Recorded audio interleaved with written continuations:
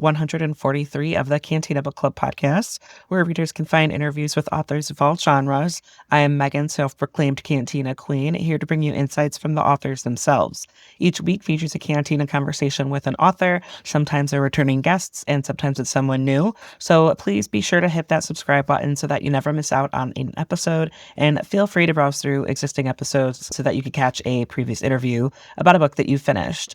Today's episode features a chat with returning guests, Kait Ballenger, talking about her book, Beautiful Redeemer. That is the final book in her original Sinners trilogy, and that's available now. So you can read the entire trilogy now available.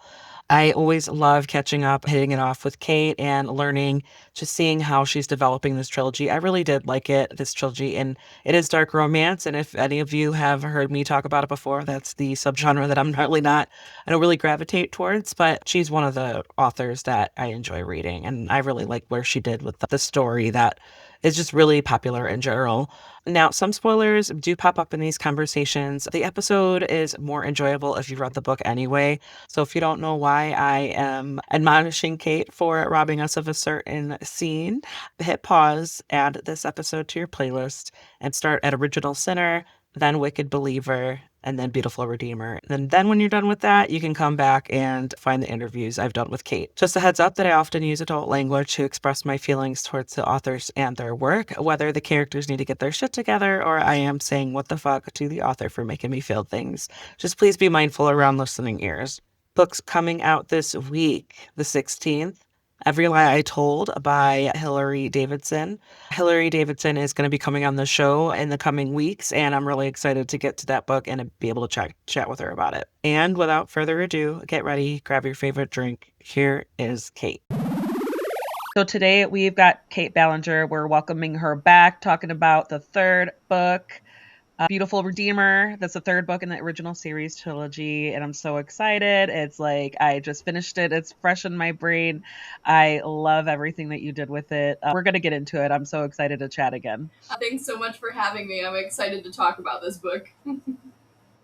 Yeah, it was really funny because I'm like looking through my notes and I think there were so many of like, why am I so confused? Like there's information I don't have. And I'm like, oh, that's by design. That's on purpose. Yes. I'm supposed to not really connect the dots yet because it's like we get the first person POVs, but Yes. Charlotte, we're learning with Charlotte. We're trying to connect the dots with Charlotte, but Lucifer and Azrael are being like so intentionally vague or like, kind of like mention it in passing, like, oh no, we can't do this. And I'm just like, why? Like what?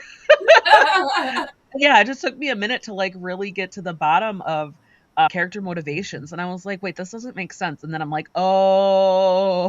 So moment. it was fun. It was a fun ride for me as a reader to be like, you were kind of like pulling us along, and then you were like, nope, here we go, it's going down the last like 70 pages or something, like the last 50 pages, where I was just like, oh, holy shit. And it also had me reflect, like thinking back on what I had already read, and I'm like, okay, now all of it makes sense. Like now so many things, like little tidbits here, like if I have had a reread, I would be like, no, I know this already. Like, oh shit, I missed this the first. Like, yeah. I love it when books do that, and I imagine it's really tricky for you to do to like make that happen. It is hard. Like it's a difficult line to walk, and I feel like to some degree I've done that with each book in the series. Like when we're talking about book 3 here, so newsflash, yes. Spoilers for book 1, Original Sinner, and book 2, which is Wicked Believer. But like when I was writing Original Sinner, like the big twist was we find out that Lucifer is the one who sent the press release at the end, and then in Wicked Believer, like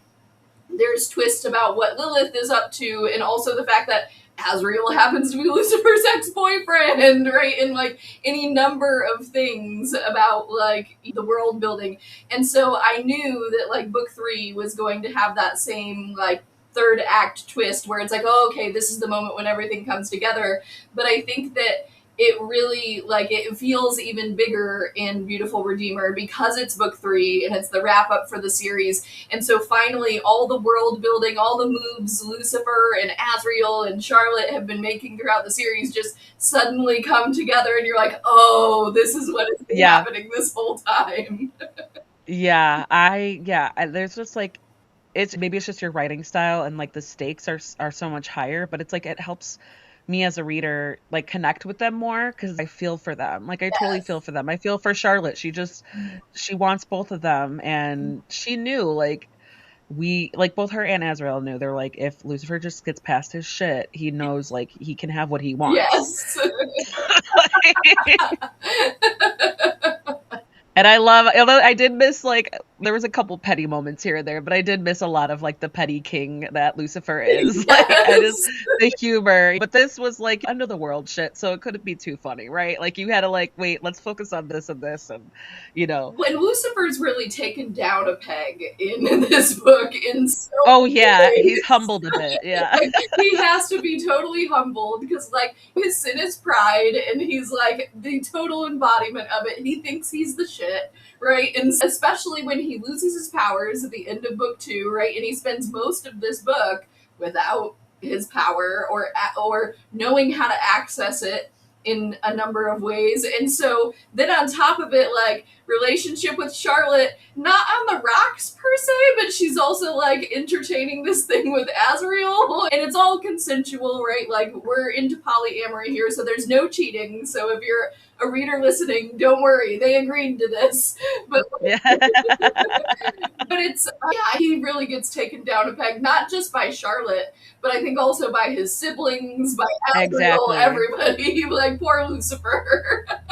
I did. I felt a little sorry for him, but I was like, I think it's just the general sympathy I had for all the characters because we're on the outside in, looking in, and it was just like Charlotte's like trying to figure out how she fits in Yes. with this, with everything that she has become and who she should become, she wants to become. She's not sure if she can become, and then poor Azrael is just like the longing, or yearning, like puppy dog slash. Yes. He's like, it's funny because it's like the juxtaposition of him like seeing that, just that aspect, like he's a simp for both of Oh, them, but it's yes. like okay, he existed before the dawn of time, like he existed when time wasn't a thing, when the Yes. earth wasn't a thing, when like there were emotions. He doesn't like, I love how you touch on that where he's like, I'm not familiar with this term, that's what they call it, like before any of these things existed, like he know, like he's been around, but Yes.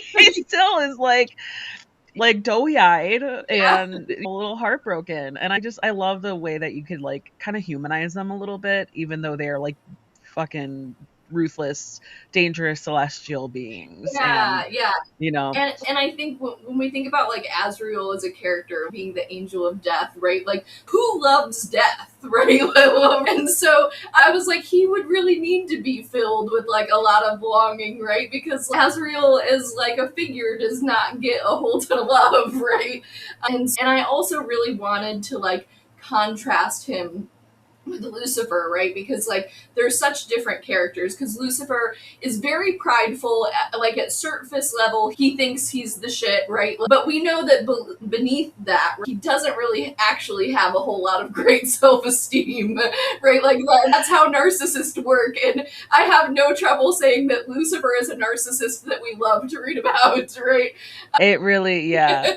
That's so funny. That is so funny. That's such a good point because he's like, yeah, he's in uncharted territory. Yeah, And yeah. And yeah, then on the opposite side, I think that Azrael does have a stronger sense of self worth, but is just very in love with both Charlotte and Lucifer and really wants to be with them. So, like, they're almost the inverse of one another in that way.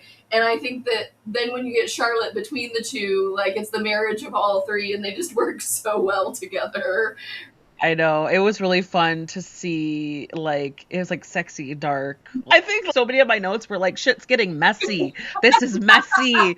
This, like, the drama queen in me was like, ooh, like, how is this gonna go down? I love And it. that's I what love I it. love most about Why Choose, like, as a trope, is just because you can let it get really messy, but we ultimately know, like, we don't have to pick sides, right? Like, this is not Team Edward and Team Jacob, right? Like, this is, we get both, right? And we get to have a Right. lot of fun doing it. Absolutely. Oh my God. Yeah, we're gonna get into all that. But if you could give like a summary of this one of Beautiful Redeemer, so that we could kind of get everybody up to speed. Yeah, so the summary, the like big picture summary of Beautiful Redeemer is that We last left off at the end of Wicked Believer with Charlotte is coming into her immortal powers. She and Lucifer have agreed to open up their relationship so she can explore this like tension that she has with Azrael. And we know that they need to be opening 7 seals of the apocalypse. They're trying to start the apocalypse with the idea that then they can control it, basically. So it's counterintuitive because if they don't start it, the angels are going to start it, and it's going to be chaos. So everybody's fighting for control. We're all asking, where is God in all of this? What does he want? Like, why is he just not there? And so we enter into the beginning of Beautiful Redeemer with really these like apocalyptic level battles happening, seals of the apocalypse opening, while meanwhile Lucifer has no power to speak of. Azrael's hanging around, so they've got his help at least. And Charlotte is still like a baby immortal, learning her abilities and has really not mastered them yet. And so then the chaos just ensues from there. I know, and then it's like kind of urban fantasy, so it's like the media it's like is like eating all this up. It's like Yes. scandalous and it's world destroying and it's destructive and it's life threatening and it's just like yeah, I just kind of sprinkle that in there. Yeah. The whole world is watching, by the way. Yeah, the Yeah. media really ends up being like a whole character in a way throughout this series because the press plays a huge part in Original Sinner in the start because that's the whole reason why Lucifer and Charlotte end up fake dating in book 1 is to restore his reputation after that fake press release gets sent that we later find out was Lucifer's fault. Like he sent it because of course he did. Because he wanted to be with Charlotte. And so there's so the press really becomes an ongoing like character throughout the series, and balancing that like as these sort of end of the world events were going on was really fun. Like this idea that especially in the current times that we're living in when it feels like everything in the world is on fire, but like we're still getting distracted by like what I would consider a lot of like just crazy stuff. I was like, that's exactly what's going to be going on in Beautiful Redeemer.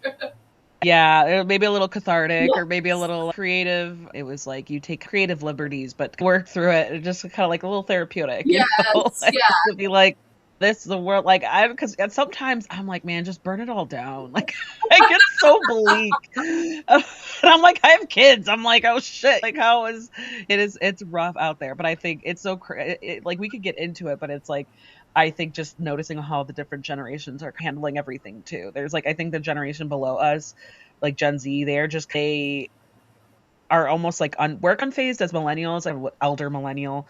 I'm imagining you are in that boat too. But yeah. like I'm gonna be 40 next year, and it's I'm crazy. But 35, so I'm like smack dab in the middle of the millennials. there you So go. Yeah. Yeah, so like that those times and how we're just like we've seen these things and it's like almost like and especially because we're approaching almost middle life, I feel like we're just like we're over it. We're like yes. we're kind of like, dude, this doesn't even surprise me anymore. So I don't know. Maybe I'd be like either like I think like Sloth. He was hilarious because he's just like there's this flood and he's just cruising, like Yes. floating, rolling with it. And I can feel Charlotte's frustration on the page where she was like, "Are you fucking kidding me?" Like, Yes. Yeah. So one of the challenges for Charlotte in this book is that she really has to get some of Lucifer's siblings to cooperate with their plan. And oh my seven god, deadly sins actually like do something that you want them to do is like hurting cats or toddlers, right? Like so the first seal that she goes to open, like Sloth is supposed to be helping her, and that goes very wrong very fast. yeah, it was so funny because even then she's like, because I think I remember this from your previous books in the trilogy where Charlotte was like talking about Lucifer. Oh my God, he's used to getting everything he wants. Like, of Yes. course. And then now we see her inner monologue talking about Sloth. Like, of course, they would make this big thing, this big catastrophic thing, and they would have Sloth figure this out. Like, Yes. have to like, he has to lift more than one finger to do it. Like, Yes. of course. Exactly. It's almost like the design of it is there are a lot of they're having to almost do the opposite of what their sin would be, right? And so Sloth, being like as lazy as he is, he's gonna actually have to do some work, and Charlotte's got to figure out how to make that happen. And on another level, I think Charlotte also gets a better appreciation for Lucifer because of this, because she's like, he's been having to herd and be in charge of these idiots this whole time, right? Yeah, I felt for her. And then even like at one point, I love how she was like, I'm just gonna get out of PR. I need to get out of PR. Yes. Yeah, so like, It took like an apocalyptic event for her to be like, I'm done with this industry. yes, like I'm pivoting to something totally different. Like we're like having to do PR for like the siblings, or just working with them and trying to like minimize damage in both like public perception and actual physical damage. And she's just like, I'm so done with Yes, this. Like, yeah, because that's another like arc of this as well, is because at the start of this book, Charlotte is really trying to make her own identity separate from Lucifer, right? Which is a big feat because she's in the public eye, specifically because she's Lucifer's girlfriend and now fiance, right? Like everybody knows her because she is Lucifer's fiance. So she's really trying to separate herself and create something different. And she decides that part of how she's going to do this, and part of how it ties into their apocalyptic battle, is she's going to do PR for the siblings, and like, and that's going to be a great idea, and like, not so great idea. oh my God. I feel like you could have gone to so many routes with that idea. But like I could tell you had fun with a lot of that too. Just because Yes. it's like, okay, of course they would be impossible to deal with. Of course they would just, because they see us as like bugs. Like they like Yes. just one, like it's not, our whole lives are nothing to them. Yes. So it's, yeah, I can imagine that was so fun. It showed. So there's a couple things that I do want to explore. We kind of touched on it, where like, so with you know, like we said with book one, we're getting introduced and getting the world building and all that. We're meeting Charlotte and Lucifer and their dynamic, and all the siblings peeking in here and there with the siblings. And then book two is like really, so I think I've only read one other trilogy where it followed one couple the whole time, and I love the implication, like the potential of that, as to like, yeah, of course, like there's this happily ever after, but then the relationship, the troubles don't stop once they get together. It's like, what other challenges are they facing within themselves and with each other and with external too? And so like book two was like us like seeing how they are together, really. Yes. And then like dealing with everything, like kind of figuring out how do we go about doing this, and who are the players, what's happening, and what does this mean, and can we really do anything, like what's our game plan? And then the third is where, yeah, Charlotte's coming into her own.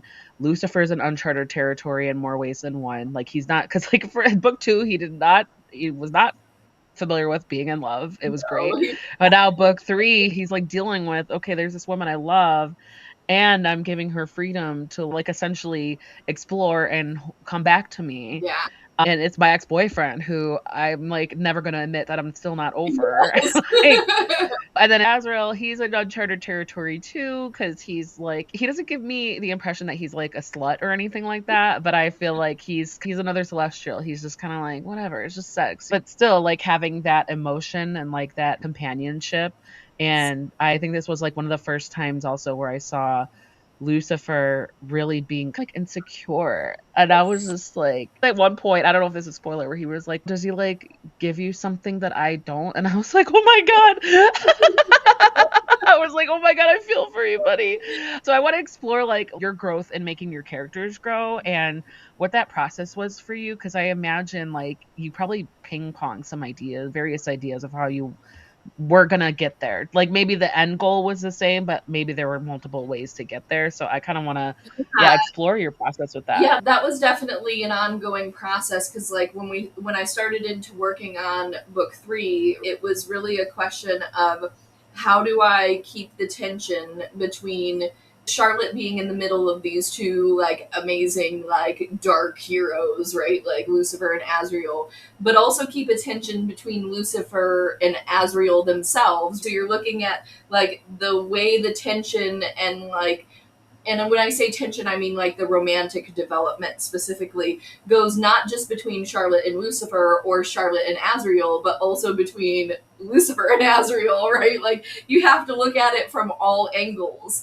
And that was really the challenge, is like looking at, I had to chart out, I was like, okay, we've got three separate arcs, okay? What's going on with Charlotte and Lucifer? What's going on with Charlotte and Azrael? And then what's going on with Lucifer and Azrael, right? Like there's really three separate romantic arcs until the three of them ultimately get together at the end of the book. And all of those had to be playing and commingling with each other, which was very like difficult to walk. And I also knew that like I needed to change up, specifically for Charlotte and Lucifer. The challenge was they've already fallen in love. They've already worked out a lot of the like some of the problems in their relationship. And this is really a point where they should be thriving, but then they've been handed this wild card of Azrael is coming into their relationship. And so I really had to dig into like that insecurity with Lucifer, because when I initially started to draft, I really wanted him to be adversarial to the idea that Azrael was coming into their relationship. And ultimately, when I tried to do that, it just didn't work. Like, I mean, there is some adversary elements between Lucifer and Azrael at the start of the book. There's like a, I don't want to call it enemies to lovers because they're never truly enemies, but there's a rivalry over the fact that they're both wanting Charlotte. And I wanted that to a degree, but it was part of the way that I got into the book. And it was specifically when I wrote the scene where Lucifer and Azrael just like completely go at it in Charlotte's new apartment and they're beating the crap out of each other. And it was during that scene that I realized, I was like, this is, yes, they're like in a rivalry over Charlotte, right? But it's about more than that. It's really about the fact that they're both still angry at each other over their breakup. And so all the different emotions had to be layered on top of one another. Because, yes, like they both want Charlotte, but ultimately it's also just an excuse for them to be mad at each other because things ended poorly many millennia ago. I thought that was so funny because I could imagine like a movie scene where they're listening for like any moments that she might be hearing anything. Yes. Like they all pause and they're both still on the same page. They stop at the same time and they're like waiting. Okay, hair dryer. Like yeah. So for readers who haven't read it yet, like this is a scene where Charlotte is upstairs like taking a shower in her new like apartment, basically, that she's living separate from Lucifer now. And Lucifer and Azrael just like get into a fight in the middle of her kitchen, are tearing each other into in a way that like only Celestials can. But of course they don't want Charlotte to know that this is happening. So they're pausing periodically to make sure that she's not listening. I love it. It's so funny. But yeah, there was, it definitely took some development with the characters to really like nail it and get it right. Like those first 100 pages or so, I remember going over them so many times just because I really needed to like nail the baseline with them.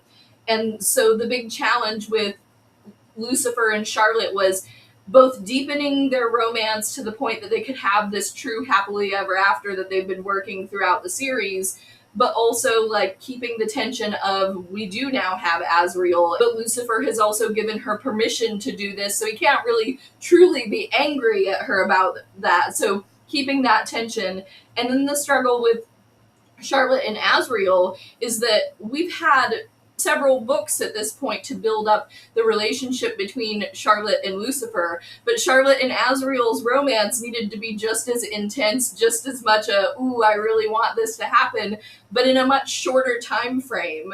So that was the challenge there. And then with Lucifer and Azrael, it was, how do you take these two characters who used to love each other, who still do, but don't want to admit it, and then like make them realize they've got to put their differences aside to finally be together with this woman that they're all destined to be together with.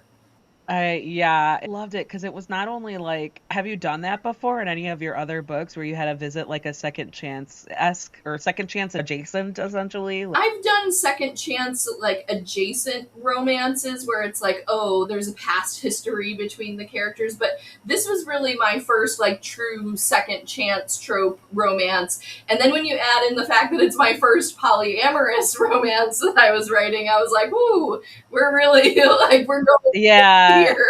You're like, we're gonna do it all.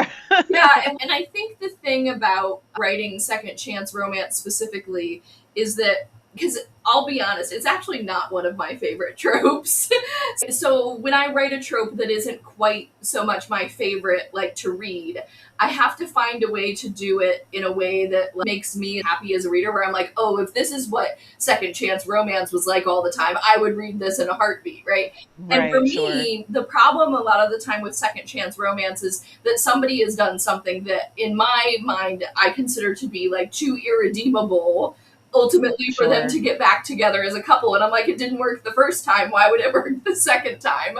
So I really needed like clear reasons that both Lucifer and Azrael had been in the wrong, but also weren't. So it was like walking this line between, yes, they've hurt each other, but there was good enough reasons that like neither of them knew at the time that it's okay, they can be together again.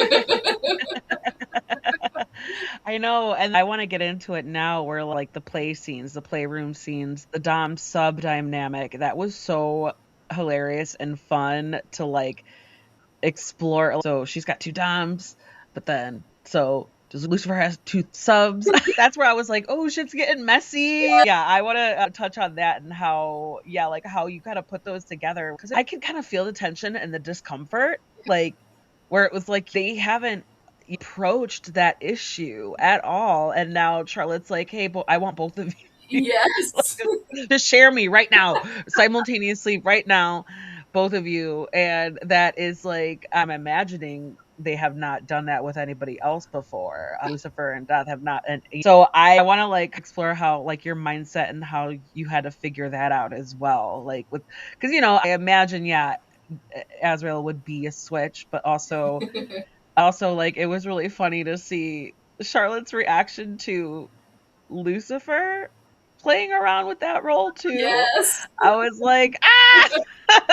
Yeah, so that was interesting because like there's a number of scenes between all three of them throughout the book, but I really wanted to start it off with them seeming like warring doms, right? And we're putting ourselves in Charlotte's shoes here. What submissive woman doesn't have the fantasy of like these two hot doms like, both Right. wanting you, right? So I really wanted to play with that in like their first scene with all three of them together, and really letting that rivalry between the fact that Lucifer and Azrael both want Charlotte come to a head, while also like playing with the fact that they still also really want each other, like that enemies to lovers vibe of like, I hate you but I really want you. Like, and also their body is responding to each other. Like they Yes. can't hide it.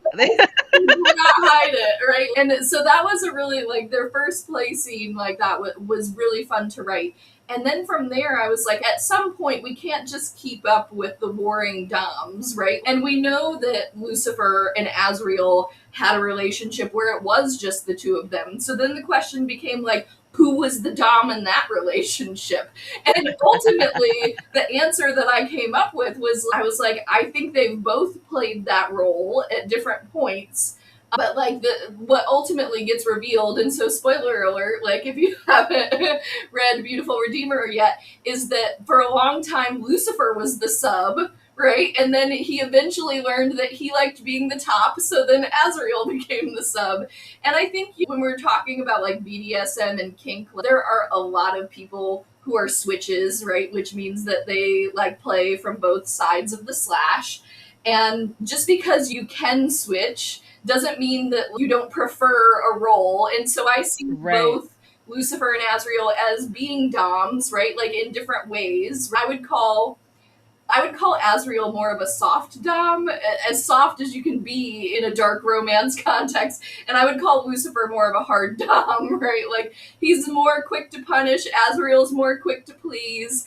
And even like Lucifer's picking up on that too. Like what? Yes, She's like just obedient with him, and with me, like she pushes it. He's like, what the fuck? yes. And I think the thing is that like Charlotte's a brat, right? Like there's many different types of submissives and Charlotte's a brat. So part of the fun of being a brat, like when you have a dom in your life, is that playful pushback of like, I'm going to break the rules and see what happens and make him punish me. But Azrael, and I think like anybody who's been in the kink community for any length of time will tell you that brats will fold in a second for a soft dom because he's just so nice, right? And so I really wanted to play with that, like, where Lucifer's like, what the fuck? Yeah. Why is she so quick to listen to Azrael, but she pushes back with me? But it's just different parts of their dynamic. Like, different sides of Charlotte's kinkiness comes out depending on which Yeah. that she's with. So I think she's more of a good girl with Azrael and she's more of a brat with Lucifer. And I think that, like, you know, when we talk about like kink archetypes in that way, in the same way as story archetypes, like, you're never just one of those things. Exactly. Like that. Exactly. That's what I was going to touch on, is that it's not going to poor boy Lucifer asking, like, you know, what did he give you that I couldn't? And it wasn't like his fault. She just kind of needed something and she wanted both. It's like, we can't always, like, not a lot of people, like, I feel like there's a good chunk of people who are like, we can't expect everything we need from one person. And I believe that too. It's just like monogamy is like the cultural norm although I imagine there's been a lot of underground or hush hush things that maybe haven't been in mainstream until maybe like in recent years, where it's like sexual fluidity is becoming like more well known. Like it's kind of peeking its way, or at least I don't know, maybe just amongst readers, like amongst smut readers or romance readers. I was going to touch upon it's exploring that, like, what do you need, and how does that affect the dynamic? Yes. But like out of the scene and inside of the scene, right? Like, because he even when they like Charlotte was like, "Oh hell no," and she was like, "I'm gonna flip the script," and then Lucifer was like, he was livid, and I was like, I kind of felt bad, but I was like, like, I was like, it was a very brat behavior. Yeah. Lucifer should not have been surprised. And we see later in the book, in one of their scenes, when Lucifer does take on the sub role, like, Lucifer himself is the ultimate brat, right? And part of what I was playing with here is there's like, and not everybody agrees with this, but there's an axiom, like a saying in the kink community, which is that a dom is just the biggest brat in the room. And I have always felt that way about Lucifer as a character. I'm like, he's just the biggest brat, and like nobody has been able to tame him except maybe death. I was like, it was so funny because I didn't really think of how that dynamic would go. Like, I was just gonna see how it was gonna play out, but just knowing Lucifer from 2 books, I'm like, maybe I was a little surprised, but I also not surprised by the brattiness, surprised that he was like, he was willing to be the sub and he enjoyed it to an extent and he was familiar with it. And like Charlotte, we're seeing it with Charlotte for the first time, how he is. And I'm like, oh my God, of course he's a shit stirrer.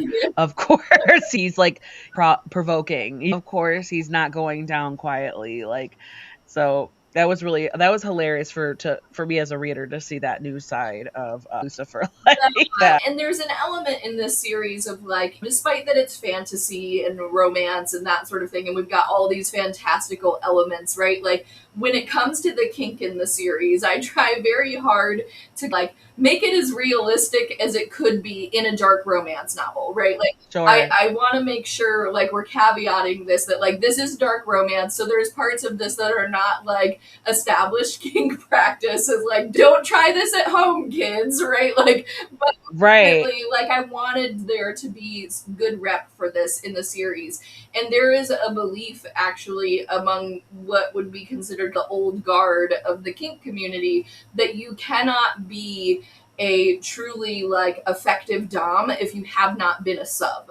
And that's because oh my God, that makes so much sense. Yeah, and so you cannot really understand what it is like to hold power and be in charge of the autonomy that somebody has gifted you, that you are in charge of their bodily like autonomy, their security, all these things. You cannot responsibly hold that if you have not had the experience of giving it to somebody in the past. And so like, and I think that's true, right? Like, some people would disagree with that. Like, there's varying debates about it. But I think that to really understand how to care for someone in the way that a dom has to care for somebody that they're holding power for, they really have to know what it's like to be the one giving that up. Because it does put somebody in a very vulnerable place. Like Charlotte is in a doubly vulnerable place by dealing with two doms. So my thought was, of course, both Asriel and Lucifer would have had to have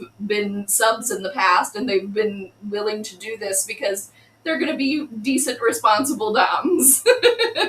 I love that sentiment, and that makes so much sense. See, I learned so much whenever I talk to you, or whenever I like dive a little bit deeper into dark romance, because I'm like, I know that it's like not necessarily for me. We all, what you know, my best friend writer knows. It was that whole thing, but it's so interesting to me. Even if I'm not into it, it's so interesting to me. I'm like, just it's people, right? At the very it's us. It's who you are in your brain, in your mind, in your emotions. Yes. So much of that, like it, because it's sex, it's pleasure and it's sex, but it's also like playing around with it and messing around with like the dynamics and the control.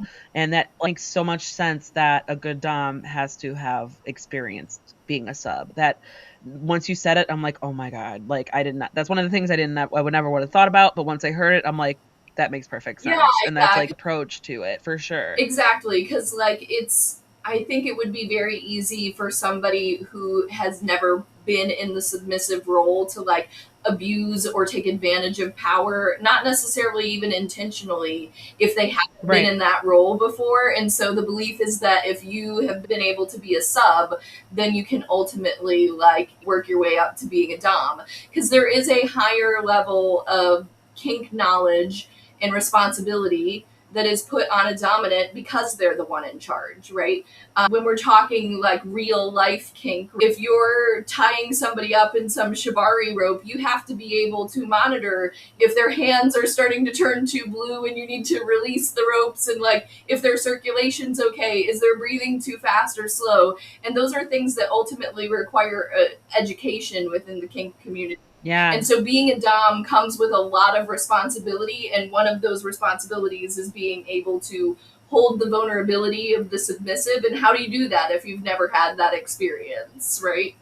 And it is like the sub, I think I've read or seen that where it's a lot of the control goes to the sub, because they are setting the boundaries and they are setting the terms, like what they're comfortable with and how far it's going to go, and the dom is going off of that. There's a lot of like debate about that, I think, in the kink community, and I understand like from the outsider like perspective that it's like, oh, people say the submissive has all the control, which I don't know that I necessarily agree with that sentiment, because the dom can also put a stop to a scene, right? They can safe word. They can say like, this is getting too intense for me. Yeah. And I think we sometimes like almost dehumanize dominance and like pretend that they're just like they're constantly able to perform in this role that requires a lot of responsibility and presence and all these things, right? And so what I don't love about that phrase is I think it overwhelms the idea that like the dominant doesn't have like inability. You think that we should be careful about how we phrase it, about the language, and it's like, yeah, dominants are allowed to have like they're allowed to have boundaries and limits and things that they won't do and things that they won't agree to. But at the same time, I think where that phrase really comes from is that like a lot of the time we think of the power exchange itself is somewhat filtered through the desires of the submissive, right? Like the submissive is gifting their power over to the dominant.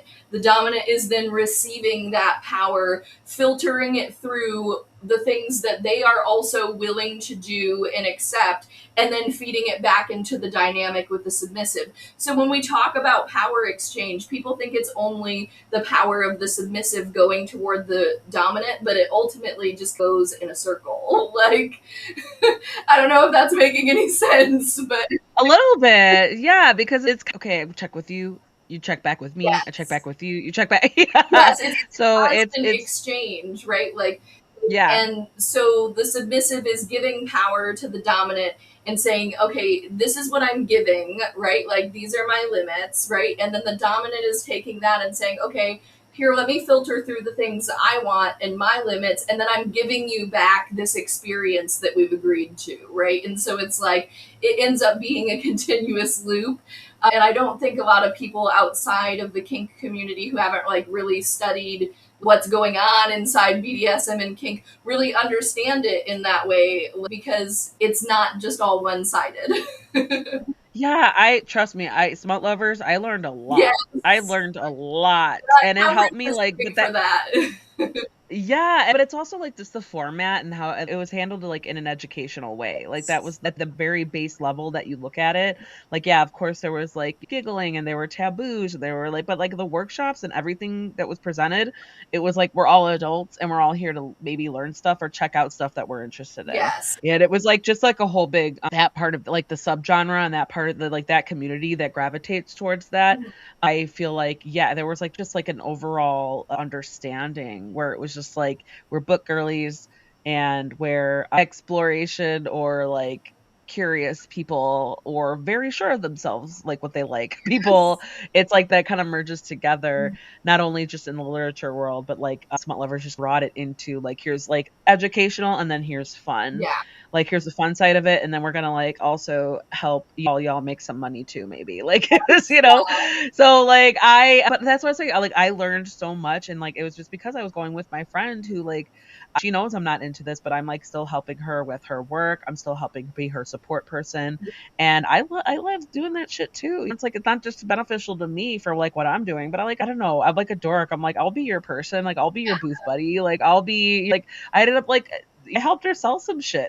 And so it was really cool to, like, just meet all those people Yeah. and, like, talk to everyone and also just be educated because there was a lot of things, like there's certain things I know about myself, and it was really funny, like, doing the what was it? The Yes. dungeon demo, and it was just really funny because I was like, "I know check this out." But, like, what you're saying is that their consent is key. There's so many things that are it's like almost rules, almost unspoken rules, where a good dom will be like, we haven't talked about this, so I'm not gonna do that. Like, cause I was saying, like, I tried out a couple things and I was like, I like it.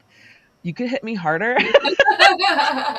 And it was like, I think it was like Princess. Oh my God, what was her name? Princess, like, oh, I Oh, forget what her Princess name. Rara. Yes, I was gonna say Yaya, but I'm like, no, that's not it. Princess Ra, where she was just like, I see, we haven't like done this before, so I'm not gonna explore that with you. I'm like, okay, I got you. Because I was wearing like this loose ass like, romper, even like the whip. I felt like it was just hitting like the fabric of my Yeah. outfit, and so I was just like, okay. And it was really funny because I go like my friend's friend, like we've traveled together, we know each other through her. I'm like, we're friends now because we've like shared a hotel room and we're like we've done this together for like 4 days 5 days. She's like, you're right, we are friends now. And I was like, and you watched me get whipped? And like she's like, I did. What you were saying, that sentiment reminded me of that, where she was like very responsible. She was like, we're not there, so I'm not gonna shoot you. I'm like, okay, I trust you, thank you. She was like, oh, thank you for trusting me. That's a side that I didn't expect to see. Yeah. You know what I mean? Like that was because I didn't know what to expect, and in general, I just didn't yeah, like, I just didn't really have any maybe I had a little bit of a preconceived notion of, like, yeah, it's kinky, but, like, there's so much responsibility that goes into it. Yeah, and honestly, I think like anybody who's spent any significant amount of time like exploring BDSM or the kink community, or even just looking at it from the outside, can tell you ultimately that there's honestly more responsibility, negotiation, open communication that has to go into kink than into just regular like vanilla. Yeah. And so I think like I there's some people I know within the community who one of them at one point had said kink is the Olympics of dating, right? Like basically like you can't, if you're not able to communicate effectively and like calmly. You're not eligible, you don't Yeah, make the cut. if you can't do that in a vanilla relationship where you're doing very normal things, you're definitely not going to be able to do it in a kink relationship, right? And there's such a level of responsibility. And that's why people take classes in these things. That's why they go to events like Smut Lovers, right? And other like community events, is because ultimately you have to learn how to do these things responsibly, or it's very easy to cross the line into hurting somebody, right? Yeah, or, like, having them, like, maybe feel a little violated or, like, where they felt putting them in a position where they felt like they couldn't stop it or they couldn't say no because 'cause they're just kinda going along with it. There's, like, so many, like, nuances to it, and Yeah. and that's why, like, I found it so, like, it's just so interesting when I was learning more about it and then seeing it like in literature, like like in a story with characters that we're becoming more and more familiar with, like for in your trilogy. And but then also it's like, oh, these personalities. How is Lucifer gonna handle that shit? How's the Angel of Death gonna handle that shit? Right? And it's a lot of fun because, like, safe words are obviously important in the series. And anybody who's read the series knows that, like, I'm just going to caveat that Lucifer's safe word is Inferno, right? Which, of course, it is. But at the same time, I think that's a more complex safe word than most people would typically use. And so in this book, I really had to, I was like, okay, what is Azrael's going to be? And I needed something that was, like, had comparable weight of, like, of course, the devil's safe word is going to be Inferno, right? And then I was like, but the death's safe word is going to be Oblivion, right? Like, of course. Like, what's the simplest thing that he's familiar with that he could just like pick and it comes to mind? Yeah. And then, okay. So one thing I will say, you robbed us of a Lady Death Dom scene. At least the copy that I got, I would say that's some bonus material that you could incentivize your readers with. But I would say like the chapter ends there. Yeah, I thought about doing that full scene, but I was like, I don't know that readers are ready to see like Charlotte doming Lucifer.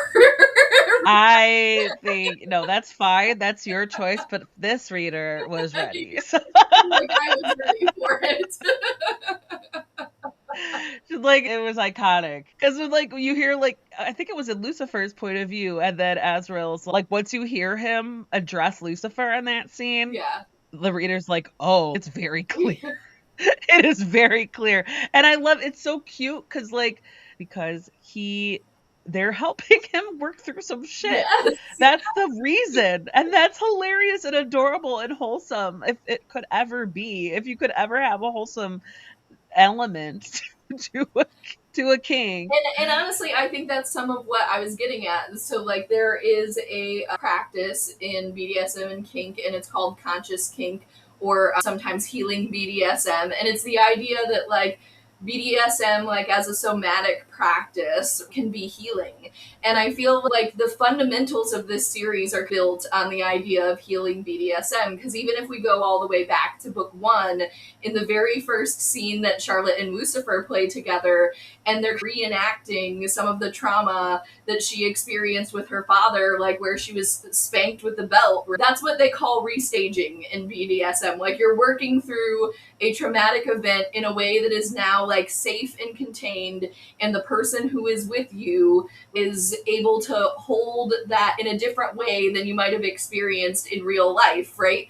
And we see that again multiple times throughout the series where, like, they have a play scene and there's something really vulnerable and healing about it, either for Lucifer or Charlotte, or in this case, Azrael, after the fact. So the idea that, like, Lucifer has this moment at the end of the series of realizing, hey, I actually got a lot of shit to like, of course they'd be helping him with this, because, like, yeah, this is how Lucifer knows how to heal. Right?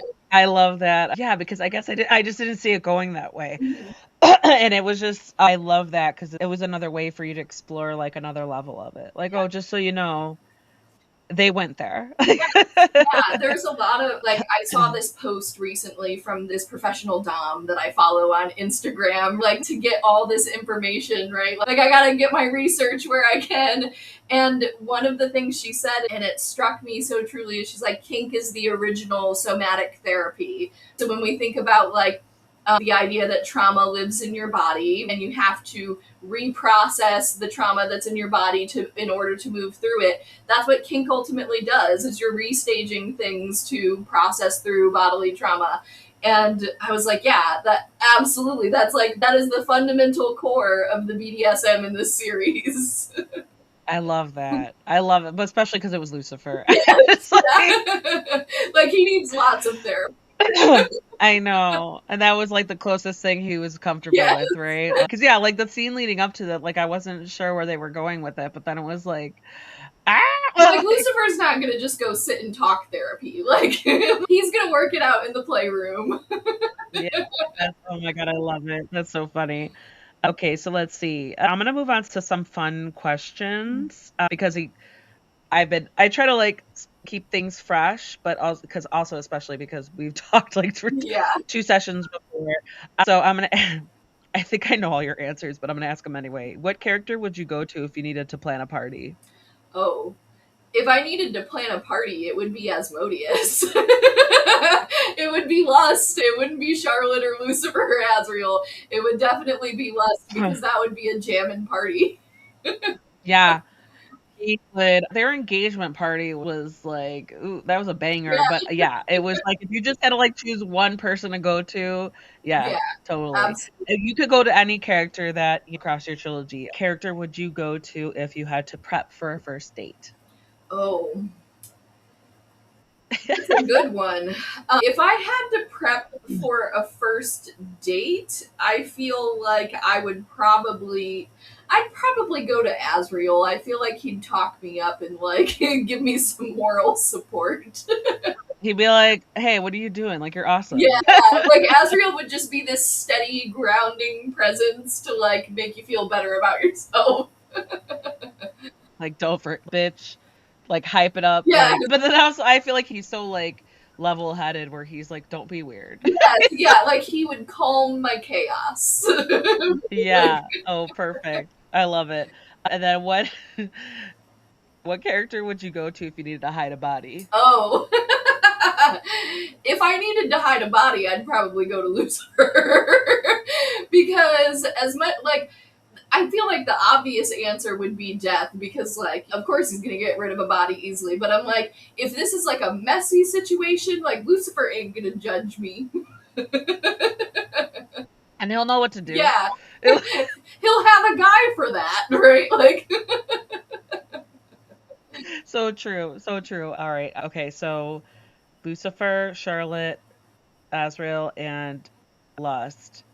Who, which of them would win in a Hot Wings challenge? Or what, how would they rank? Like, how far would each of them get in a Hot Wings challenge? oh oh gosh, hot wings.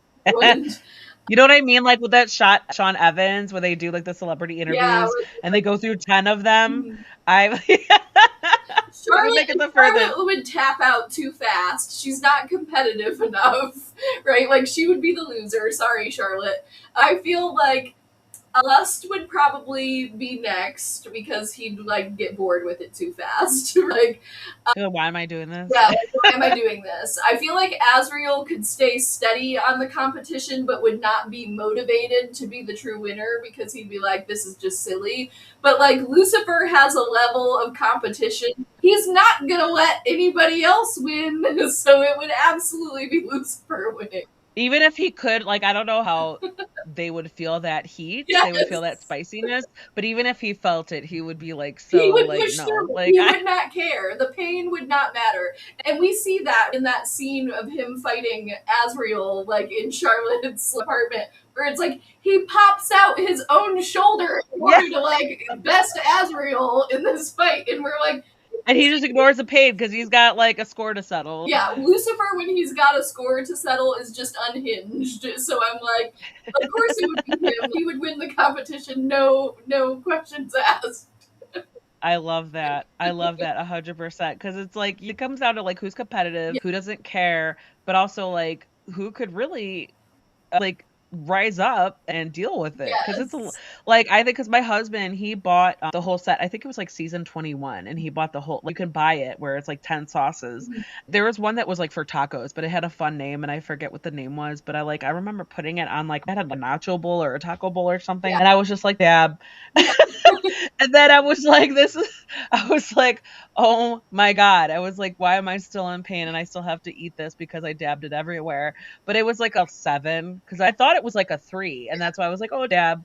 Because there's a certain level I can handle where I'm like, okay, this tastes good. I too much. Yeah. Yeah. So that's why I was like, I love asking that because I think it's such a fun way to like get you to, oh, another fun way. Okay. A question that I want to ask. Same 4. Okay. And this is basically what I was getting at. It's a way to get to know your Yeah. characters or how you work them in your head. Mhm.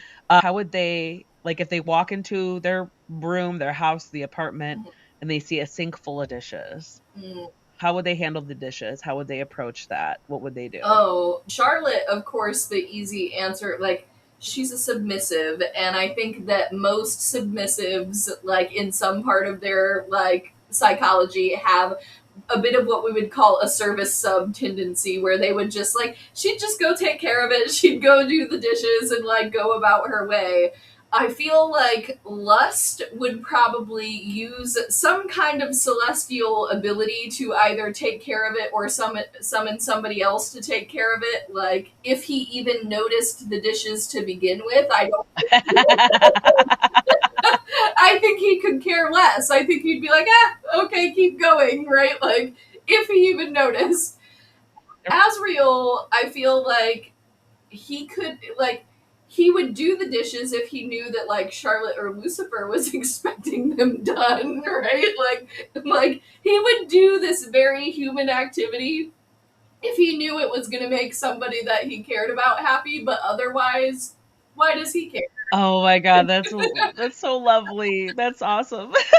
Lucifer, of course, would be like, I'm not touching that. I have people to do that, right? Like, He felt like what, or it would be done because he's like, he would walk in and be like, "Why is this still here?" yes, Like we would like, wait, is this oh, weird? did my maids not make it here today yet? Like, wait, Yeah, who do I have to fire? Like, I know we want to. You kind of humanized him enough where we're like, oh, we want to kind of think that he's a little sympathetic, but no, he's like, there's still a part of it where he's like all business, and yes. he's just like, he doesn't have time for that shit. He's like, why are the dishes not done? Yeah.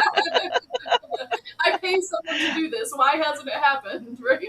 Yeah. Oh my god, I love it. That's so funny. Yeah, I think it's another way to see how the cogs are turning in your head when you figure out these characters. Because I asked an author, like, how do you get into the brain space or get into the mind of writing a character with a different background than you, different age, different gender, Yeah. different like whole world view, and that's what she said. She's like, one of the exercises I did from like a workshop or something was, how would your character wash the dishes? What would they do? Oh, And that's that it's like then you know exactly who they are.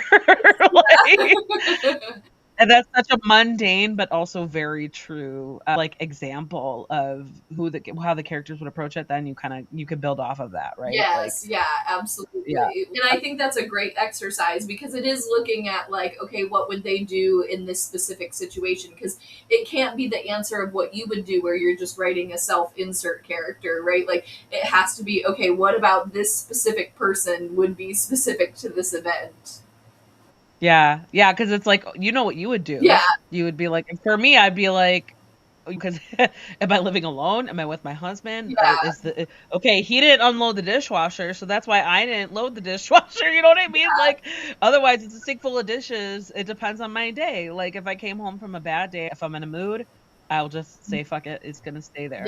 But if I was like, oh, okay, I'll get this done, then I'll get it done. You know what I mean? Like, it's so fun to ask authors that because they don't expect it. Yeah, I think that's a great question, and like, and honestly, like, I'm the most like Charlotte. Like, she's the easiest for me to write, so I'm like, I would just go do the dishes. Yeah. Yeah.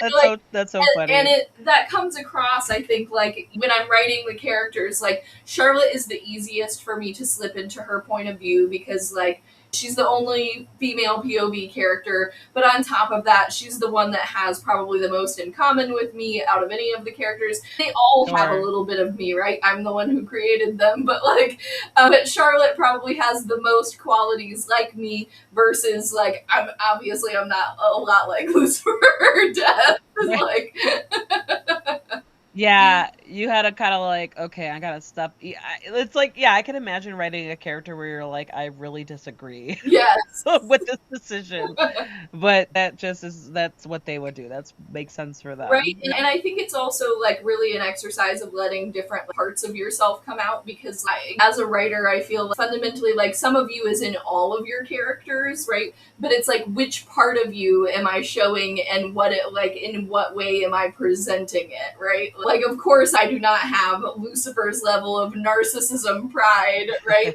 But of course like I have to let that side of myself out when I'm writing his point of view of like, okay, if I was gonna just let myself be super prideful about everything, what would that be like? And I will say, like, there's qualities I share with all of them. Like, most people would not think that I'm like hyper competitive like Lucifer. I'm very competitive. So that's something that I can tap into when I'm writing his character. Or like with Azrael, I am the type of person that I would do pretty much anything for the people I love. Like you tap into different parts of yourself and like channel that into the character in a way that becomes different and separate from who you are as a whole person. And it also kind of lets you live out something like you're just free. It liberates Yes. you. But like, yeah, I'll be an asshole for this character. Like I'll be Like fiction's great about like working out your traumas. I'm like, I worked out a whole ton of traumas in this. there you Like, this was Oh very my healing God. for me. I can't imagine like just about all the shit that you had to go through to make it happen. Oh my God. Just a couple more questions before we wrap up. I will ask this because I think it's relevant. Mhm. During all of this time that we mentioned, we talked about, and we alluded to, what are your favorite ways? How do you take care of yourself? Oh, that's a good question. So honestly, I feel like the act of writing this series itself was an act of taking care of myself. And the reason I say that is because when I started writing Original Sinner, I was at a point in my career where I was really struggling to get another traditionally published contract. I didn't know if I was Mm, going to write something indie or whether it was going to eventually sell to trad. So I was at like a low point career wise. And I was feeling really drained on the fact that I had written multiple proposals for different series and none of them had gotten picked up. And I was really frustrated by that. And so I told myself when I started writing Original Sinner that I just wanted to do something that was solely for me. And I wanted it to be something that was like, that it tickled my id, right? Like it was just like a total passion project. And so that's what Original Sinner became. And this whole series has been an act, like a process of just doing something that I just wanted to do. Because ultimately, when I wrote Original Sinner, I was like, I don't care if any readers like this. I just want to write it for me. And like, yeah. and funneling all of that into the series has actually been a really great creative practice for me because now I can't imagine writing any book that isn't that way for me. And it just happened to be that like doing that ended up unlocking something that like Original Sinner in the series has been my biggest commercial success thus far. And so I'm like, okay, Oh my clearly, yeah, I'm God. like, clearly Awesome. there's something So all like I out was gonna say, like going back to like it's gonna suck, but you can do it and look at that. yeah. And so this series like on that level that was creatively healing to realize that I can play and I can have fun and I can like just let my freak flag fly for a Yeah. little bit and just do a book that is just totally wild and out there and readers are going to enjoy it and enjoy it as much as I do. And then on top of that, like there was just all the trauma I was working out as I was writing this series, which wasn't intentional, by the way. Like it's funny because like people talk about all the daddy issues in these books and I was like it really wasn't like meant to be that. It was just my subconscious like going onto the page and end up Yeah. working things out with the You writer. learned some stuff about yourself. Yes, Like learned some stuff about myself throughout the series. So that was a big part of it. But like during the writing of Beautiful Redeemers specifically, I will say there was not a whole ton of self care to be had because I was newly separated from my now ex husband. I was being a single mom for the first time ever on this super tight deadline for this very thick, over 500-page. I was gonna say, is that the longest book Yeah, of the it is the trilogy? longest Yeah. book of the trilogy, and so there, like the pressure was on. But one thing I did to keep myself sane was reaching out to writer friends when I was stuck and just like being like, hey, please help me brainstorm this. I'm just in a rut. Like, let me talk at you for an hour while I go like walk around And my they get neighborhood. it. They get it. They absolutely got it. So there's huge thanks to my little writing friend group, which is comprised of Abigail Owen, Mariah Ankenman, and Jed, who are just like my writer besties. I love that because Abigail Owen, she's a previous guest also, Yeah. and I think we had mentioned because I think I was reading Wicked Believer and the not the Games Gods Play, but the second Oh, one. the things gods break. Yeah, and I was reading. I was kind of like both of you at the same time. I think you guys like within the few months you guys had released in that same time, and so like some of that was crossover because you're both writing Lucifer as a simp. You're both like writing Lucifer in love and the women and like how to like uncharted territory. And so I remember asking her about. She's like, "Oh yeah, I read it. I get special privileges. I can read it before everybody else Yeah. too." And so she is like definitely in your corner, and she like I love that because I think it's so fun. I love that you have your little community, you have your circle of people who get it, who like are totally on the same page and who can share all those sentiments, all those struggles, all those frustrations, and all like the good moments too. You like Yeah. that's awesome. Yeah, Abigail is one of my closest friends. We've been friends for a number of years, and it's fun because Original Sinner and the Games Gods Play were really birthed around the same time. So, like, I was working on Original Sinner and having so much fun with it, and at the time, that was when Abigail was coming up with the concept of the Games Gods Play as I was working on, like, the first 100 pages or so of Original Sinner, and there was so much back and forth. I love to tell people like the tidbit is when Abigail was trying to come up with the title for games, she called me up on the phone and she was like, I don't know. She's like games, gods, and she's like throwing out all these different titles. And finally, I was like, Abigail, the title is the Games Gods Play. And she was like, what? And I was like, the Games Gods Play. That should be the title. And she was like, oh my god, I love that. And that ended up being the title of. There you go. That's a little like tidbit, little trivia, little hidden Yeah, knowledge. I and so love like, that. That's so and there's funny. so many back and forth things like that have happened over the course of like both our series and with other friends as Especially well. because you guys are like you're approaching a similar Mhm. ideas, but in different subgenres, Yeah, right? Like I that's so fun. yeah, because That's ultimately, when awesome. I was formulating the idea for Original Sinner, like I was really into reading a lot of Hades Persephone retellings. And Abigail's series is not Hades Persephone, but Hades and someone else, right? And when I was formulating the idea for Original Sinner, I was like, I really want to do a Hades Persephone story, but in a different pantheon. And who is Lucifer other than Hades of Christian mythos, right? Like, so that was really where that exercise was born from. So yeah, and we're doing it in very different ways with mine being Yeah. more urban fantasy, dark romance mix, hers being more romantasy, like high fantasy elements, right? So it's been a lot of fun to be on that journey together. That is so fun because that makes sense and that's awesome that you play off of each other and just play around with it separately and then come back be like, Yes. like texting like okay, hold on, I gotta check this. Yeah, Like like I'm having a lot of fun recently because I've now become known as like Abigail Owen's bestie, right? And I've told people, I'm like, yeah, I've read parts of the final no book big in the deal. series. I've read parts of book 3, and she's not even finished with it yet.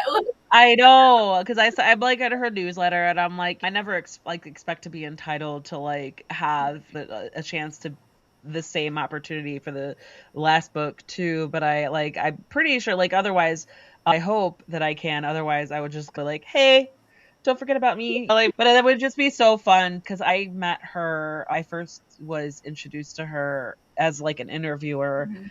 for her other series, which was like the Stolen Throne, Yeah, and yeah, yeah, and that was like super fun. And then I met her at like Readers Take Denver. I knew that she was gonna be there, and I was like, hey, I don't know if you remember me. yeah. And then she was like, yes, I do. Oh my god, like, and then so I was like, oh, by the way, feel free to come back. Here's my information. And she's like, yeah, absolutely. And she reached out to me about the Games Gods Play. And then once I got into it, I was like, oh my god, like I feel like so privileged because I was like, this is this is money, this is awesome. And yeah, that's like there's like a few books that where you're like, oh shit, like I got it. Like I am in a position where this is awesome. Because I'm like, obviously, I do like so many different types of authors and shit, but it's like, yeah, there's a few where, and then now I'm like, yeah, she knows like she's gonna laugh with me. She knows that like same kind of like level with you, where it's like, oh, Megan, all right, cool, Yeah, let's go. yeah, Like, let's like, chat. Like, let's have fun. yeah, Yeah.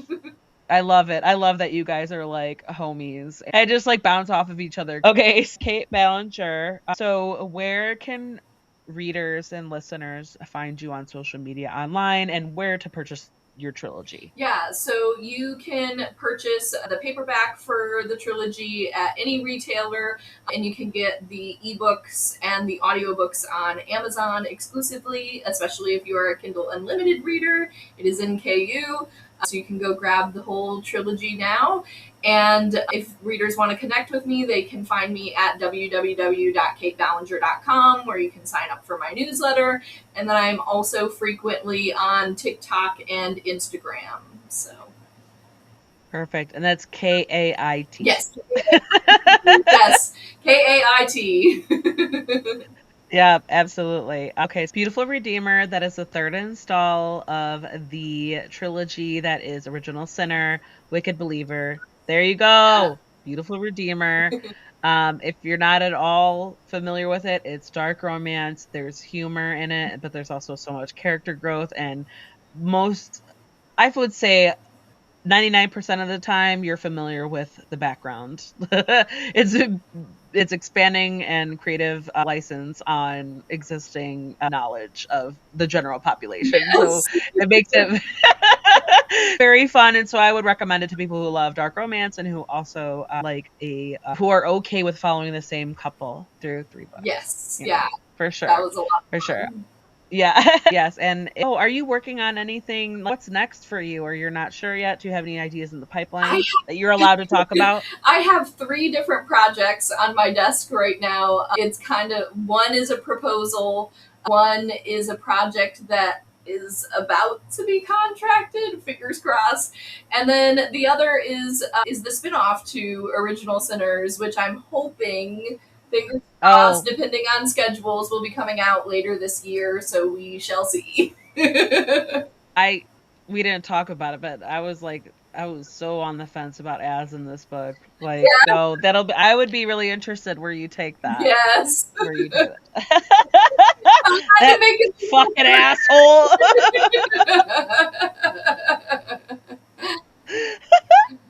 It's like whatever, like, yeah, we feel a certain way about him, and we feel for ourselves, but we also feel for Charlotte. Yes, yeah. He's like, what the fuck, dude? Yeah. I think what I was really trying to do there is I was like, he's been such a fun and like flirty character throughout the series, but we have not really seen the darker side of him, and this is dark romance. Like, he's got to be darker. So I was like, of course he's and he wondered, he's like, I don't play fair. Yeah. He's like, fine. And it's like, no, he's gonna make you distracted as all get out. Oh my god, I love it. I can't wait. So, yeah, if and when you're ready to talk about that, you know how to get in contact with me. I'd love to chat again, especially since I am very curious, and I would hope that you're all already comfortable. Oh, of course, yeah. I would absolutely reach out. Like, readers keep asking me for a release date, and I'm like, I will have one soon, I promise. Like, it's just the behind the scenes scheduling stuff has to work itself out. Yes, and it's not always up to you, right? Yeah. There's multiple cooks in the kitchen. Yes, exactly. So, unfortunately, but just learn how to tease them. Yes. You know? Channel your inner Lucifer. Yeah. Okay, so Kait Ballenger, Beautiful Redeemer. If you haven't checked out the trilogy, start with Original Sinner. I recommend it, and this is coming from a person who does not gravitate towards dark romance. I'm telling you, go check it out. And yeah, like I said, thank you so much for coming back on. I think this is number 3, so a couple more times you get a jacket. I don't know. Something. I get a badge, right? Like. Yeah, and obviously, if and when you're ready, reach out to me. Of course, I'd chat with you anytime. Oh yeah, thank you. And there you go. That was Kait Ballenger talking about Beautiful Redeemer. That is the 3rd book in her Original Sinners trilogy, so you can read the entire set. It's available now. Check out the show notes to see links where you can find Kait online and where to purchase the book. In the show notes, you'll also see where to find Cantina Book Club online on your favorite social media book communities, such as Bookstagram, BookTok, BookTube, BookThreads, Facebook, and more. And I would love and appreciate it if you could hit that follow or subscribe button so that you never miss out on book reviews and author interviews. If you have any book or living friends who are looking to get more out of their reading lists, please share Cantina Book Club with them so that they can find upcoming releases and interviews with authors.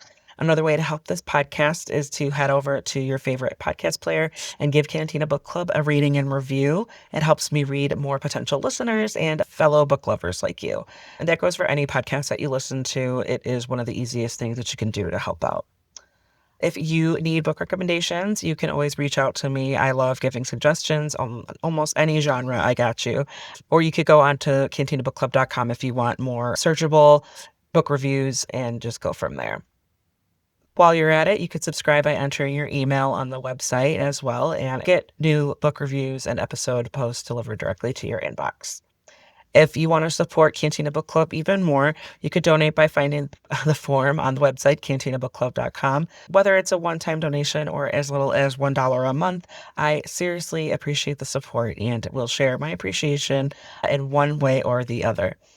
And finally, one of the best ways to help authors promote their works is head over to Amazon or Goodreads, Storygraph, wherever you leave your readings and reviews or look for reviews.